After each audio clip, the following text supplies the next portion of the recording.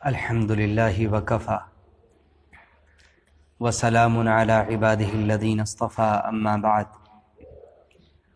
فأعوذ بالله من الشيطان الرجيم بسم الله الرحمن الرحيم من ذا الذي يشفع عنده إلا بإذنه صدق الله العظيم وقد قال النبي صلى الله عليه وسلم لتؤدن الحقوق إلى أهلها حتى تقاد الشاة الجلحاء من الشاة القرناء أو كما قال عليه الصلاة والسلام اللهم صل على سيدنا محمد وعلى آل سيدنا محمد وبارك وسلم صلى الله على النبي الأمي صلى الله على النبي الأمي واجب الاحترام بزرگوں، قابل قدر دینی ایمانی بھائیوں، گزشتہ 3 ہفتوں سے آخرت کی منازل کا، آخرت میں جو واقعات اور حالات پیش آئیں گے ان کا تذکرہ چل رہا ہے،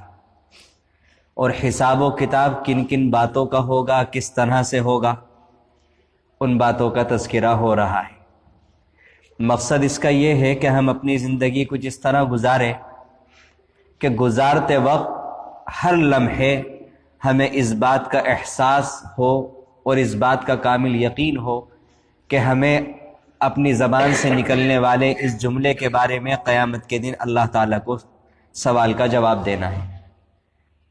جو مال ہم کما رہے ہیں وہ مال صحیح طریقے پر کمایا جا رہا ہے یا حرام طریقے پر کمایا جا رہا ہے، اس بات کا ہمیں کل قیامت کے دن اللہ تعالیٰ کو جواب دینا ہے۔ اگر ہماری زبان سے کسی کو تکلیف پہنچ رہی ہے تو کل قیامت کے دن اللہ تعالیٰ کو اس کا بھی جواب دینا ہے۔ اگر ہمارے ہاتھ سے، ہماری طاقت سے کسی کو تکلیف پہنچ رہی ہے تو کل قیامت کے دن اللہ تعالیٰ کو اس کا بھی جواب دینا ہے۔ اگر کسی کا کوئی حق ہم پر باقی رہ جاتا ہے، چاہے وہ مالی حق ہو، چاہے وہ کسی کی بے عزتی کی ہو، اس طور پر اس کا حق ہو، ان تمام حقوق کو قیامت کے دن اللہ تعالیٰ جن کے ذمے حق واجب ہوں گے ان سے لے کر جن کے حق ہوں گے ان کو ادا کروائیں گے۔ مقصد اللہ تعالیٰ نے جو یہ حالات قرآن کریم میں اور احادیث میں بیان کیے ہیں یہ ہے کہ انسان پہلے سے چوکنا ہو جائے، تیار ہو جائے اور قیامت کے دن حساب کتاب میں نہ پھنسے۔ یہ کوئی ذہنی طور پر سیر نہیں کروائی جا رہی، ذہنی تفریح کے لیے بیان نہیں کروایا جا رہا ہے کہ قیامت کے دن ایسا ہو جائے گا، ایسا ہو جائے گا، ایسا ہو جائے گا، بس ہم سنیں اور سنا کر ہم اپنے گھر چلے جائیں۔ بلکہ اللہ تعالیٰ نے پہلے سے ہی ان باتوں کو اس لیے بیان کروایا ہے تاکہ میرے بندے قیامت کے دن حساب و کتاب میں پھنس نہ جائیں۔ ہمارا شفیق پروردگار، ہم سے پیار کرنے والا پروردگار، ہماری بے انتہا پرواہ کرنے والا پروردگار، وہ پروردگار جو یہ چاہتا ہے کہ ہم جنت کی ابدی نعمتیں حاصل کریں، ہمیشہ ہمیشہ کے لیے سکون، راحت اور خوشیاں حاصل کریں، اس پروردگار نے ساری کی ساری باتیں قیامت کی پہلے ہی کھول کر رکھ دی کہ دیکھو بندو، یہ زندگی گزارو گے اس کا یہ نتیجہ آئے گا، یہاں چوک کرو گے ایسے پھنس جاؤ گے، یہ والی غلطی کرو گے اس طرح سے پھنس جاؤ گے۔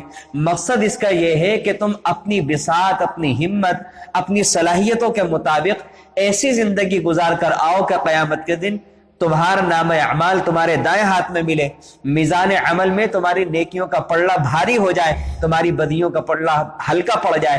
مجھے میرے پاس آنے سے پہلے راضی کر کے آؤ تاکہ قیامت کے دن میں تمہارے لیے جنتوں کا فیصلہ کروں۔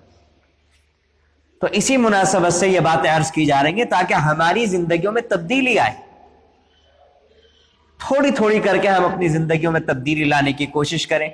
مثال کے طور پر اگر کوئی بھائی گالی بکنے کا عادی ہے، وہ بار بار یہ خیال کرے کہ نہیں، یہ جو میں اپنی زبان سے گالیاں نکالتا رہتا ہوں، قیامت کے دن اگر مجھ سے اس کا سوال ہوگا اور یقیناً ہوگا تو میرے لیے بہت بھاری پڑے، میں اپنی اس عادت کی وجہ سے جہنم کا ایندھن نہ بن جاؤں۔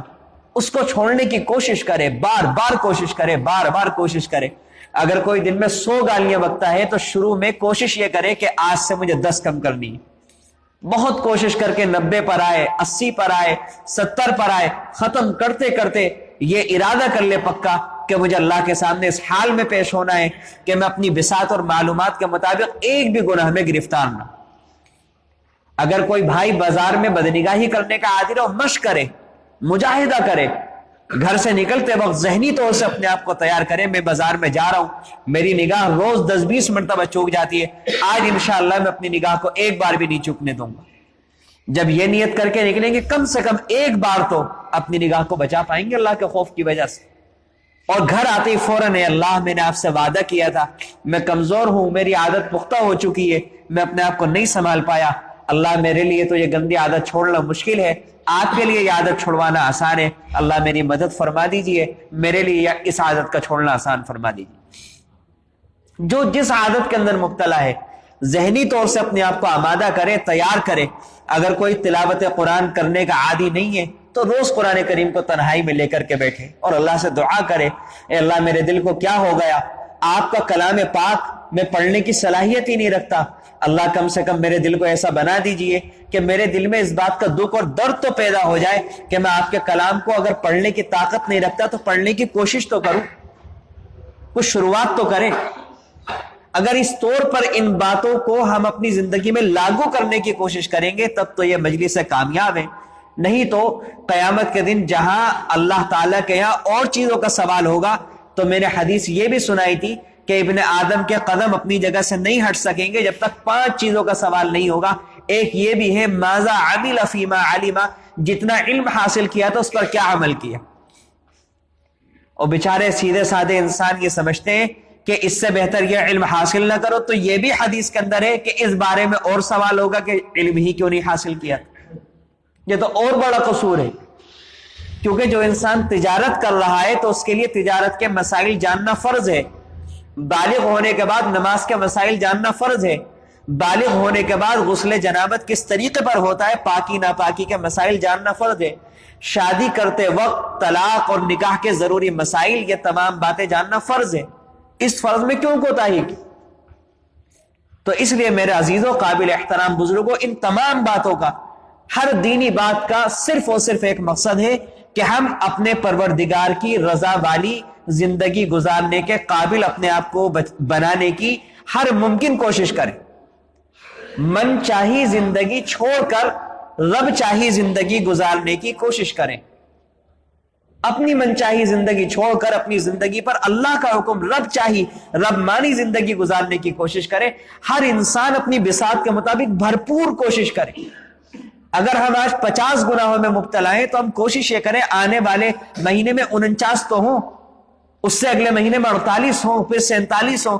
ایک دن ایسا آئے گا کہ اللہ تعالیٰ ایک دن ایسا بھی لائیں گے اپنے فضل و کرم سے کہ جب اللہ سے ہماری ملاقات ہوگی تو اس حال میں ہوگی کہ انشاءاللہ ہماری زندگی گناہوں سے پاک صاف ہو چکی ہو۔ اور اگر نہیں بھی ہو سکی تو حدیث کے اندر آتا ہے کہ قیامت کے دن جب اللہ کے سامنے بعض بندوں کا نام اعمال پیش ہوگا تو وہ پھنس جائے گا اپنے گناہوں کی وجہ سے، ہوگا ہم جیسا کوئی بیچارہ انسان۔ جب اللہ تعالیٰ اس کے لیے جہنم کا فیصلہ کر رہے ہوں گے تو وہ کہے گا، اے اللہ میں صبح شام استغفار بھی تو کیا کرتا تھا، آپ سے دعائیں بھی تو کرتا تھا کہ اللہ میں گناہ سے بچنا چاہتا ہوں، اے اللہ میرے پہلے گناہ معاف کر دیجئے، مجھ سے گناہ چھڑوا دیجئے۔ کتنی شاندار باتیں، کتنی شاندار حدیثیں۔ ہم لوگ کم سے کم یہ تو کریں تو اللہ تعالیٰ فرشتوں سے سب کچھ جاننے کے باوجود کہیں گے کہ فرشتوں ذرا چیک کرو یہ جو کہہ رہا ہے صحیح کہہ رہا ہے۔ جب اس کا نام اعمال چیک ہوگا تو وہ والی بات موجود ہوگی۔ صبح بھی وہ بندہ یہی کہتا تھا، اے اللہ میں گناہوں سے بچنا چاہتا ہوں، بچ نہیں پا رہا، میری مدد فرما دیجئے، جو پہلے ہو گئے ان کو معاف فرما دیجئے۔ تو اللہ تعالیٰ کہیں گے جا میں نے تیرا یہ عذر قبول کیا اور جا تیری مغفرت کر دی۔ تو اس لیے میرے عزیزو، گناہوں سے بچنے کی بھرپور کوشش کریں اور صبح شام اللہ سے، اللہ جیسا بچنا چاہیے تھا نہیں بچ پا رہا ہے، گناہ چھوڑ دینے چاہیے تھے، اللہ نہیں چھوڑ پا رہا ہے، اے اللہ چھڑوا دیجئے، اے اللہ میرے لیے چھوڑنا مشکل ہے، آپ کے لیے چھڑوا دینا بہت آسان ہے، اللہ غریب بندے پر، کمزور فقیر محتاج بندے پر اے اللہ مدد فرما دیجئے، رحمت کا معاملہ فرما دیجئے، اے اللہ قیامت کے دن آپ کی شان میں کوئی کمی نہیں ہوگی، اے اللہ میری ساری زندگی تباہ برباد ہو جائے گی اگر آپ نے مجھ پر فضل نہ فرمایا۔ عاجزی کریں، انکساری کریں، انشاءاللہ اللہ تعالیٰ زندگی اس حال میں پوری کروائیں گے کہ گناہوں سے پاک ہو چکی ہوگی، اور اگر اس سے پہلے موت کا پیغام آ گیا تو انشاءاللہ اللہ تعالیٰ اس کو عذر بنا کر مغفرت فرما دیں گے۔ بہرحال ہماری حساب و کتاب کی منازل چل رہی تھی، تو حساب و کتاب کے بارے میں جہاں بہت ساری باتوں کا تذکرہ ہوا، ایک بات یہ بھی عرض کرنی ہے کہ قیامت کے دن اللہ کے نبی صلی اللہ علیہ وسلم نے فرمایا لوگ اللہ تعالیٰ کے سامنے 3 طریقے سے آئیں گے. یعنی لوگوں سے کیا مراد ہے؟ کون لوگ آئیں گے؟ ہم لوگ. یہ میرا اور آپ کا تذکرہ ہے. ہر انسان یہ تصور کرے میرے بارے میں بات ہو رہی ہے کہ مجھے ایسے اٹھایا جائے گا. کس طرح؟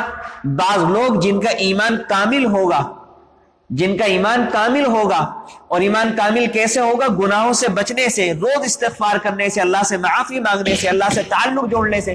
یہ کوئی مشکل کام نہیں ہے، نہایت آسان کام ہے. اور دنیا میں کوئی کام اللہ تعالیٰ نے ایسا کرنے کے لیے نہیں کہا جو مشکل ہو. لا یکلف اللہ نفسا الا وسعها یرید اللہ بکم اليسر ولا یرید بکم العسر. اللہ تعالیٰ فرماتے ہیں میں تو خود تمہارے ساتھ آسانی کا معاملہ کرنا چاہتا ہوں، مشکلوں میں نہیں ڈالنا چاہتا. مشکل حالات، مشکل احکامات تو پہلی امتوں میں ہوا کرتے تھے.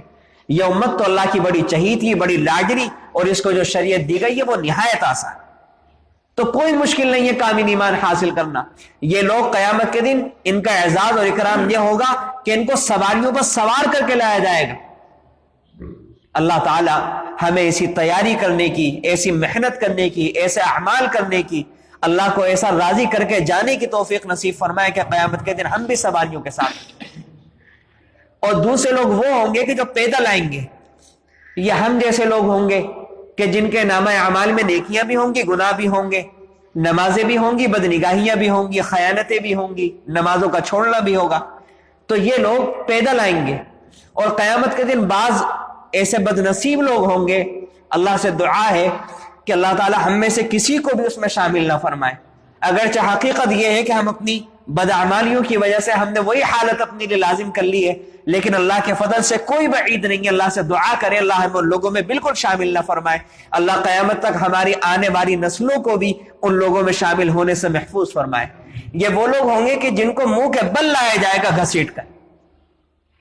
یہ 3 طریقے سے لوگ قیامت کے دن اللہ کے سامنے پیش ہوں گے. ذرا تصور کریں سب لوگوں کے سامنے انسان پیدل چل رہا ہوگا، پریشانی کے عالم میں ہوگا.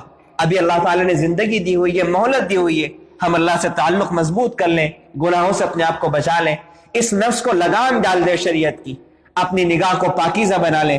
میرے قابل احترام بزرگ اپنی زبان کو لگام دے لیں، اپنے معاملات اللہ کے بندوں سے اور اللہ رب العزت سے ٹھیک کر لیں، اپنے جسم پر قرآن و شریعت کو، سنت کو نافذ کر لیں، تو قیامت کے دن ہماری اللہ کے سامنے پیشی جو ہوگی وہ سواریوں کے ساتھ ہو جائے گی. ہمارا معاملہ آسان ہو جائے گا، یا کم سے کم پیدل والے لوگوں میں شامل ہو جائیں گے. اور ایک حدیث جو میں نے آپ کے سامنے پڑھی، قیامت کا معاملہ اتنا سنگین ہے.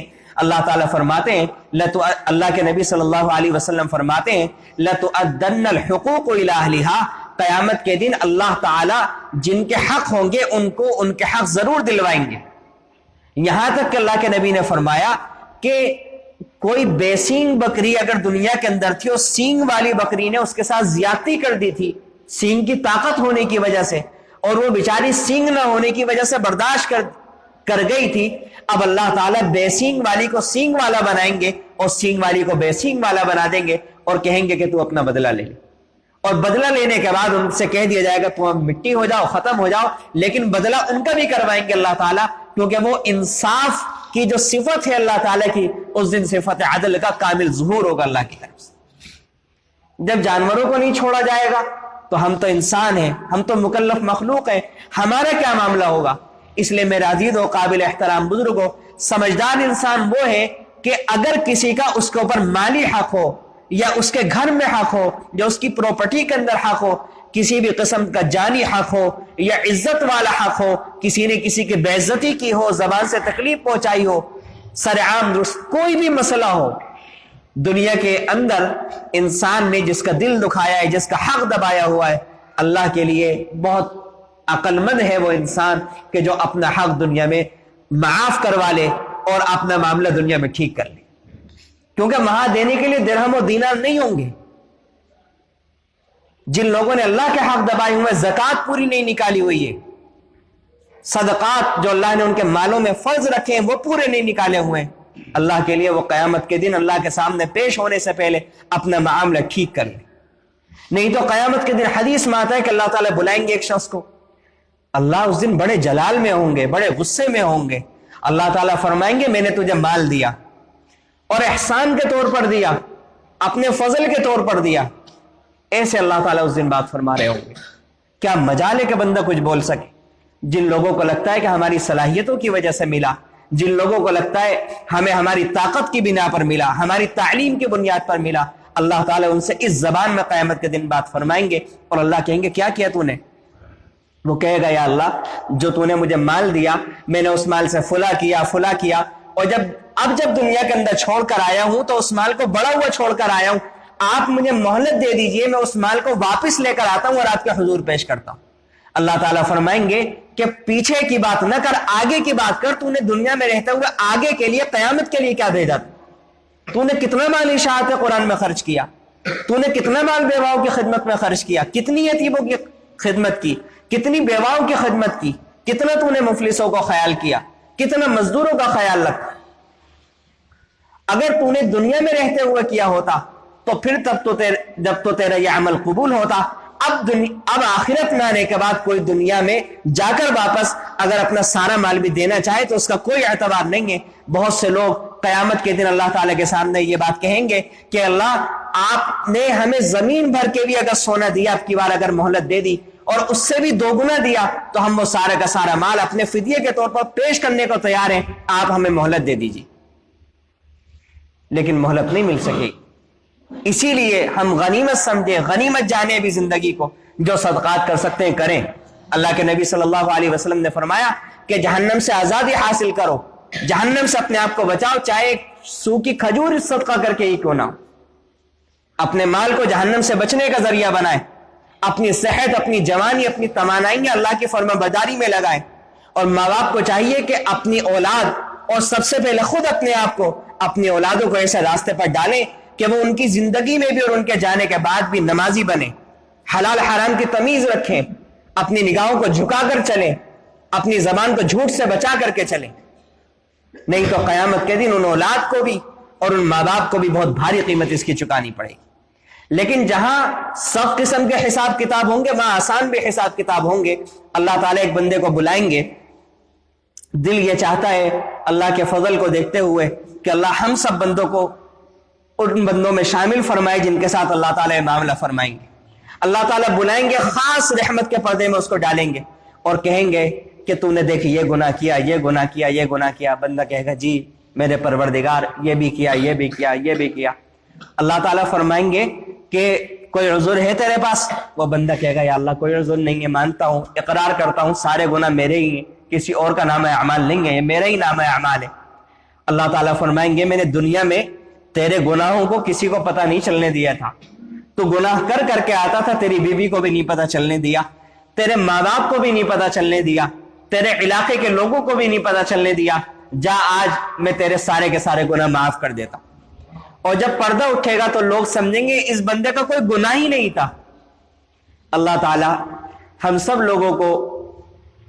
لوگوں کے ساتھ ایسا معاملہ فرمائے، اللہ تعالیٰ قیامت کے دن ہماری پیشی کو ایسا ہی آسان فرما دے، اللہ تعالیٰ ہم سب کا حساب کتاب آسان فرما دے۔ اور بھی اللہ تعالیٰ بہت سے بندوں کا بہت ہی آسان حساب کتاب فرمائیں گے۔ ایک حدیث میں آتا ہے کہ ایک فقیر ہوگا، اس فقیر سے اللہ تعالیٰ کہیں گے حساب دے۔ فقیر بھی مانگنے والا کہے گا اللہ کی اس بات کا حساب دوں؟ 10 گھروں میں جا کر کے تھوڑے سے پیسے جمع کرتا تھا، کھا لیا کرتا تھا، نہ کچھ توشہ تھا نہ اثاثہ تھا، کس بات کا حساب دوں؟ اللہ کہیں گے بندے تو سچ کہتا ہے، تو نے صبر کیا میری دی ہوئی حالت پر، جا میں تجھ سے راضی ہوں، جنت میں چلا جا۔ وہ جائے گا، جاتے جاتے رک جائے گا، اللہ کہیں گے بندے کیا ہوا؟ وہ بندہ، وہ فقیر اللہ تعالیٰ سے کہے گا کہ یا اللہ مجھے شرم آتی ہے، میں جن گھروں میں جا کر بھیک مانگا کرتا تھا وہ تو ابھی صف میں لگے ہوئے ہیں، میں جنت میں ان سے پہلے کیسے چلا جاؤں؟ اللہ تعالیٰ کہیں گے جا جو تجھے بھیک دیا کرتے تھے ان کو بھی لے لے، ان کو بھی جنت میں لے جا۔ ایسے بھی اللہ تعالیٰ کی طرف سے ظہور ہوگا۔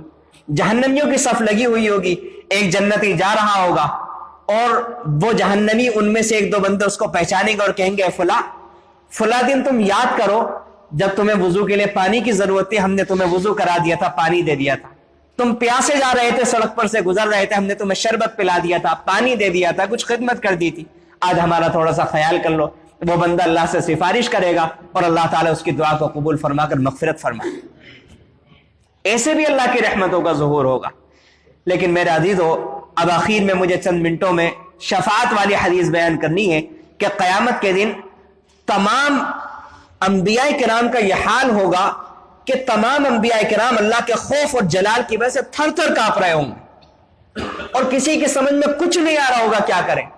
اللہ کی محبت تو دیکھیں, واقعی ہم کتنے بڑے ناشکرے ہیں. اللہ ہی اپنے بندوں کے دل میں یہ بات ڈالیں گے کہ بندو آدم علیہ السلام کو ڈھونڈو.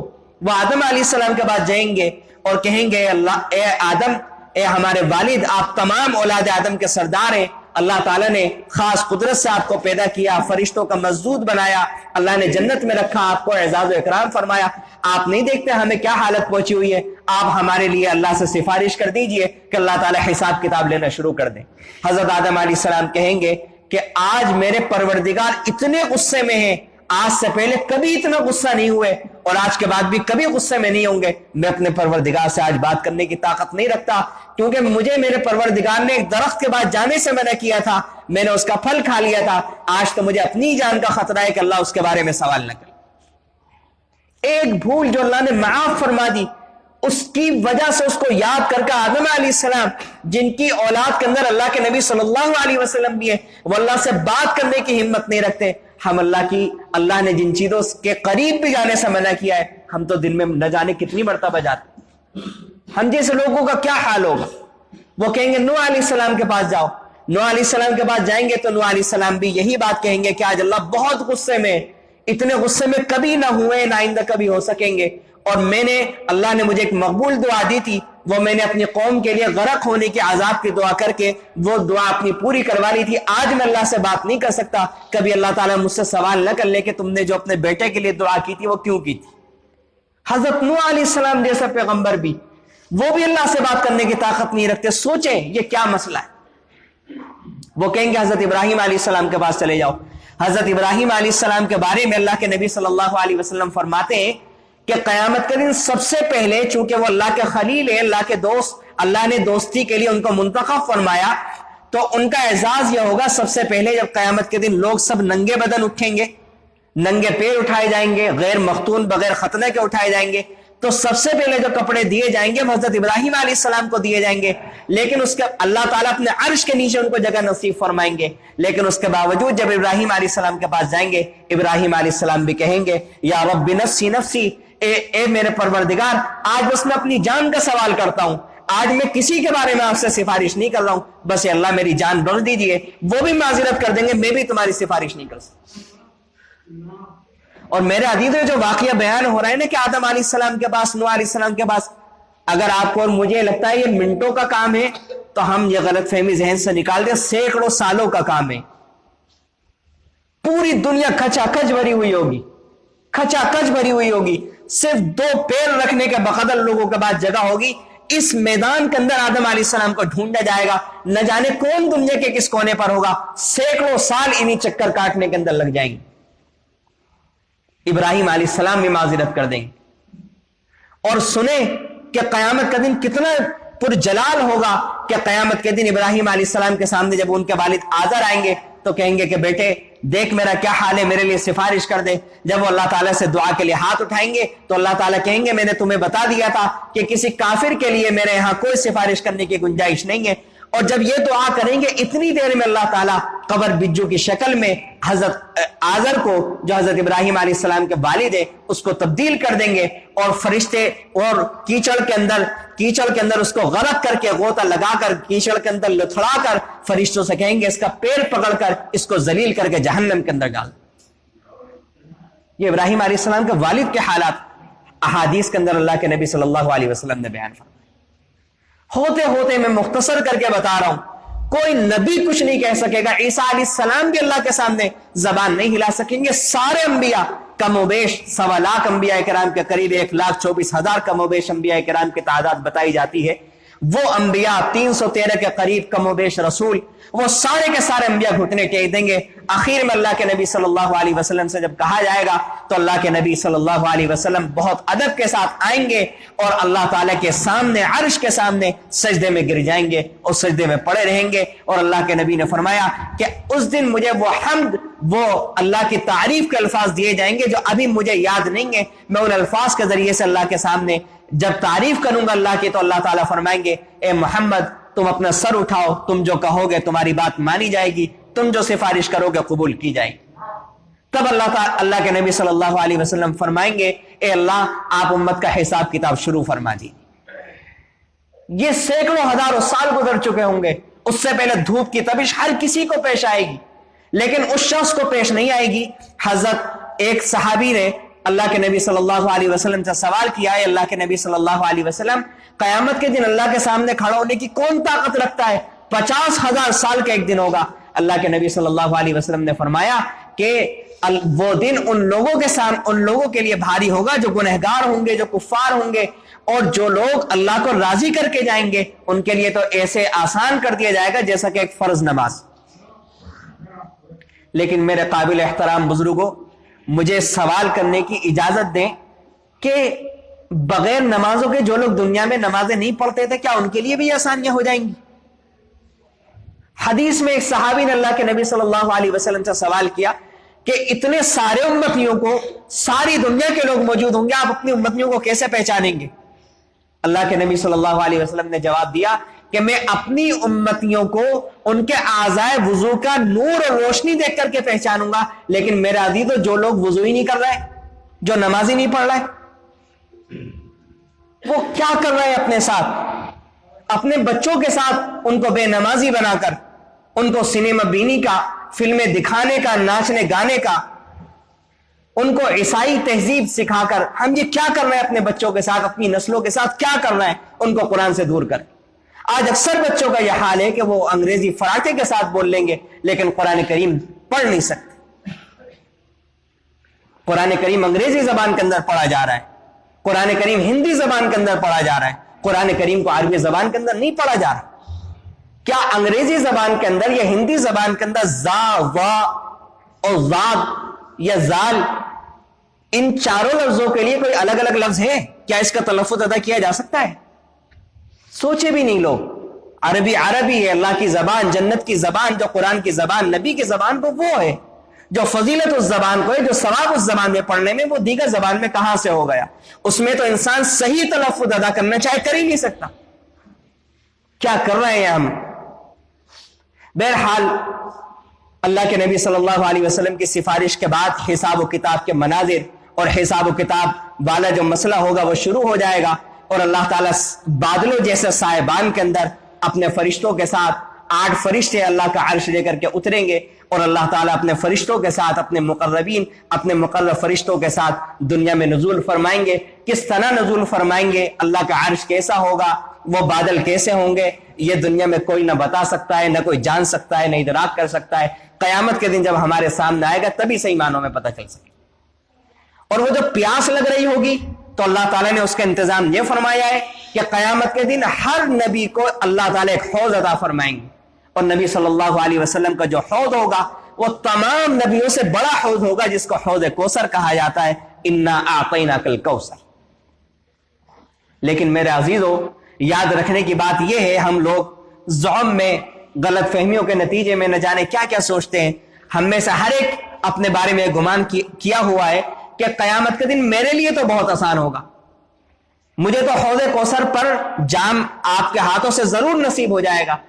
یہ حدیث بھی ہم اپنے کانوں سے گزارتے ہوئے چلیں، دل میں بٹھائیں کہ قیامت کے دن جب اللہ کے نبی کے سامنے بہت سارے لوگ آئیں گے تو فرشتے ان کو لائن میں سے دھکا دے کر نکال دیں گے۔ اللہ کے نبی پوچھیں گے کہ ان کو آنے دو، آپ کیوں ہٹا رہے ہیں؟ تو جواب دیا جائے گا آپ کو نہیں معلوم کہ آپ کے دنیا سے تشریف واپس لے جانے کے بعد انہوں نے دین کے اندر کیا کیا نئی باتیں ایجاد کی۔ حوض کوثر پر اللہ کے نبی کے ہاتھوں سے پینا اس کو نصیب ہوگا جو دنیا میں صراط مستقیم پر چلے گا، قرآن کریم کے طریقے پر چلے گا، نبی صلی اللہ علیہ وسلم کی سنتوں کو اپنائے، جن سے ہم نے بخاری شریف پڑھی۔ حضرت اقدس مفتی سید احمد صاحب پالنپوری رحمت اللہ علیہ وہ فرمایا کرتے تھے کہ اس دنیا میں صراط مستقیم جو ہے اس کی قیامت کے دن جو شکل بنائی جائے گی ظاہری طور پر، وہ پل صراط ہوگا، پل صراط کی شکل میں اس کی شکل ظاہر ہوگی۔ اسی طرح حوض کوثر جو ہے وہ اتباع سنت کی جو شکل بنائی جائے گی قیامت کے دن، وہ حوض کوثر کی شکل میں ظاہر ہوگی۔ جو دنیا میں اللہ کے نبی کے طریقوں پر چلے گا، جس کے بچے کے بال، جس کا چلنا پھرنا، جس کے چہرے پر سنت ہوگی، جو دنیاوی لوگوں کے تانوں کی پرواہ نہیں کرے گا، صرف وہ یہ دیکھے گا کہ میرے نبی اس عمل سے راضی ہوں گے قیامت کے دن، یا میرے نبی اس عمل کو دیکھ کر، میرے چہرے کو دیکھ کر، میری حالت کو دیکھ کر ناراض ہوں گے۔ اس کو دنیا میں اس سے فرق پڑتا ہوگا، نبی اور اللہ کی رضا اور ناراضگی سے فرق پڑتا ہوگا، لوگوں کی پرواہ نہیں رہتی ہوگی۔ ان لوگوں کو اللہ کے نبی صلی اللہ علیہ وسلم کے ہاتھوں سے حوض کوثر پر جام مبارک نصیب ہوگا۔ نہیں تو وہ لوگ جو خلاف سنت کرنے کو اپنے لیے باعث فخر سمجھتے ہیں، اپنی ہر ایک ادا سے سنت کا جنازہ نکالتے ہیں، اپنا ہر کام سنت کے خلاف کرتے ہیں، وہ لوگ اس غلط فہمی کے اندر نہ رہیں۔ یہ سارے حالات کیوں بیان کیے جا رہے ہیں؟ اس لیے بیان کیے جا رہے ہیں تاکہ ابھی وقت ہے۔ جو لوگ حوض کوثر سے نہیں پی سکیں گے، ہزاروں سال تک یہ جو قیامت کے سارے حالات ہیں، یہ ایک دو دن کے حالات نہیں ہیں میرے عزیز، تو ہزاروں سال، 50,000 سنہ، پہلا دن ہی 50,000 سال کا ہوگا۔ 50,000 سال تک کوئی پیاس برداشت کر سکتا ہے؟ اور جس کو حوض کوثر کا ایک گھونٹ بھی نصیب ہو گیا، وہ دوبارہ کبھی پیاسا نہیں ہو سکے گا۔ اگر انسان چاہتا ہے کہ میں پیاسا نہ رہوں، حوض کوثر پر نبی کے ہاتھوں سے جام نصیب ہو، تو اسے چاہیے کہ اپنی زندگی میں، اپنے جسم کے اوپر، اپنی اختیارات کے ہوتے ہوئے سنتوں کو نافذ کرے، اپنے بچوں کو سنت سکھائے، اپنے بچوں کو سنتوں کی تعلیم دے، سنتوں کی ترغیب دلائے، سنتوں کا شوق دلائے۔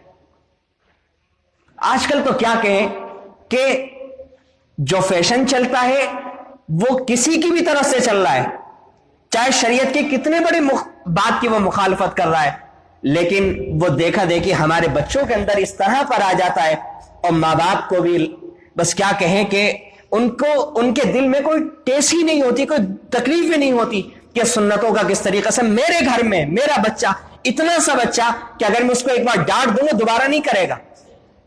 ماں بچے کو یہ تو سکھاتی ہے کہ بیٹا باپ کے سامنے نگاہ نہیں اٹھانا، باپ کے سامنے اونچی آواز نہیں کرنا، لیکن اللہ کے نبی کی سنتوں کو کچھ بھی کر دینا، قتل کر دینا، مذاق اڑا دینا، پیروں تلے کچل دینا، یہ نہیں ہو رہا ہے۔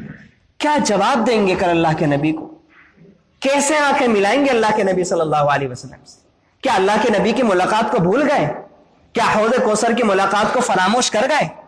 اگر اللہ کے نبی کے ہاتھوں سے جام لینا ہے اور یہ چاہتے ہیں کہ یہ اولاد قیامت کے دن ہماری نگاہوں کے سامنے سے زبردستی ہم سے چھین کر جہنم کا ایندھن نہ بنائی جائے، جہنم میں نہ ڈالی جائے، تو پھر ہمیں چاہیے کہ اپنے بچوں کو دین سکھائیں۔ دنیا کتنے بھی عروج پر پہنچ جائے، حالات کچھ بھی کہہ رہے ہوں، دور کوئی سے بھی چل رہا ہو، میرا عزیزو یاد رکھنا کہ یہ دنیاوی ڈگریاں، یہ دنیاوی تعلیم اپنی جگہ بہت اہم، اپنی جگہ بہت مبارک، بہت ضروری، لیکن اس سے بڑھ کر جو ضروری ہے وہ اللہ کا قرآن سیکھنا، نمازوں کا پابند ہونا، حلال حرام کی تمیز کرنا، نبی کی سنتوں کا اتباع کرنا، یہ سب سے زیادہ ضروری ہے، ہر کسی کے لیے ضروری ہے۔ جو ڈاکٹر صاحب ہیں ان کے لیے بھی ضروری ہے، انجینئر صاحب کے لیے بھی ضروری ہے، کوئی سے بھی صاحب ہو، عالم صاحب ہو، مولا کوئی بھی ہو، بس اگر وہ مسلمان ہے اس کے لیے یہ ساری کی ساری چیزیں ضروری ہیں۔ اس کے بغیر دنیا میں کچھ بھی نہیں، اس کے بغیر آخرت میں کچھ بھی نہیں ہونے والا۔ یہ آخرت کے مناظر کا بیان ہو رہا ہے۔ تو اس لیے میرے عزیز و قابل احترام بزرگوں، اگر ہم یہ چاہتے ہیں کہ قیامت کے دن ہمارے حلق کی پیاس ختم ہو جائے اور ہزاروں سال تک ہمارے حلق میں کانٹے نہ پڑے رہیں، تصور کر کے دیکھیں ہمارے دلوں میں یقین نہیں رہا قیامت کا۔ نہیں تو لوگ پہلے سنا کرتے تھے، اس کو جانچنے کی، سمجھنے کی کوشش اس طرح کیا کرتے تھے کہ دنیا میں کبھی پیاسے رہ کر کے دیکھا کرتے، 8 گھنٹے پیاسے، 10 گھنٹے پیاسے، یا چلیے اس بنا پر پیاسے نہیں رہ سکتے رمضان المبارک میں، تصور کر کے دیکھ لیں، دھوپ میں ذرا 1-2 گھنٹے کام کر کے دیکھ لیں، مئی جون کا زمانہ ہو، سر پر سورج اپنی پوری گرمی کے ساتھ موجود ہو، اس وقت انسان کو کتنی زبردست پیاس لگتی ہے کہ بس دل چاہتا ہے کہ کسی طرح پانی کا ایک گھونٹ مل جائے۔ ہزاروں سال انسان کے پیاس کے عالم میں گزر گئے، اس وقت پانی کی قدر کیا ہوگی؟ سچی بات یہ تصور بھی نہیں کر سکتے۔ کبھی تصور کریں اپنے بچوں کی تربیت کو لے کر، یہ جو نماز نہیں پڑھ رہا ہے، جناب والد صاحب بھی نہیں پڑھ رہے ہیں، والدہ بھی نہیں پڑھ رہے ہیں، پورا گھر نہیں پڑھ رہا ہے، ذرا تصور کر کے دیکھیں۔ ابھی تو سب بیٹھے ہوئے ہیں، گھر میں ایک دسترخوان پر جمع ہو جاتے ہیں، ہنسی مذاق ہو رہا ہے، خوش ہیں، خرم ہے۔ ہم دعا کرتے ہیں کہ آپ کی دنیاوی زندگی اللہ نے جیسے خوش و خرم بنائی ہے، اللہ آخرت کی زندگی آپ کی اس سے زیادہ خوش و خرم بنائے۔ لیکن میرے عزیزوں، صرف میری تمنا سے یا دعا کرنے سے کچھ نہیں ہوتا۔ اگر آخرت میں آپ سب پھر ایک دسترخوان پر جمع ہونے چاہتے ہیں، اپنی بیوی کے ساتھ، اپنے بچوں کے ساتھ، اگر یہ راحتیں، یہ سکون اس سے بڑھ کر حاصل کرنا چاہتے ہیں، اگر ہمیشہ کے لیے اس کو باقی رکھنا چاہتے ہیں، تو بچوں کو دین سکھانا ہوگا، بچوں کی زندگی میں دین لانا ہوگا، ترغیب دے کر، انعام دے کر، سمجھا کر، خود سیکھ کر اپنے عمل سے بچوں کو دعوت دینی ہوگی۔ سب سے پہلے موبائل کے غلط استعمال کو خود چھوڑیں ماں باپ، اس کے بعد بچوں کو تعلیم دیں۔ پہلے جھوٹ بولنا خود چھوڑیں ماں باپ، اس کے بعد بچوں کو سکھائیں، تو بچوں کو سکھاتے ہوئے اچھے لگیں گے۔ آج ہمارا مسئلہ یہ ہے کہ خود عمل نہیں کرتے، بچوں کو یہ چاہتے ہیں نمازی بنے، خود چاہتے ہیں سوتے رہیں، بچوں کو یہ چاہتے ہیں فجر کی نماز بھی پڑھے، خود چاہتے ہیں کہ ہم جھوٹ بولیں بچوں کے سامنے، لیکن بچوں کے بارے میں چاہتے ہیں کہ سچ بولے۔ ایسا کبھی نہیں ہو سکتا۔ بہرحال یہ قیامت کی باتیں بیان ہو رہی ہیں، مقصود اس کا یہی ہے کہ ہم اپنی زندگیوں سے گناہوں کو نکالیں، اللہ کی فرما برداری والی زندگی گزارنے کی کوشش کریں، نمازوں کے پابند بنیں، فجر سمیت ساری نمازوں کی پابندی کرنے کا ہم لوگ ارادہ کریں۔ اللہ تعالیٰ پچھلی ہماری تمام غلطیوں کو، کوتاہیوں کو معاف فرمائے۔ اللہ تعالیٰ ہمیں اطاعت گزار فرما بردار بندوں میں شامل فرمائے۔ اللہ تعالیٰ آخرت کی منزل ہم سب کے لیے آسان فرمائے۔ آمین۔ وآخر دعوانا الحمدللہ۔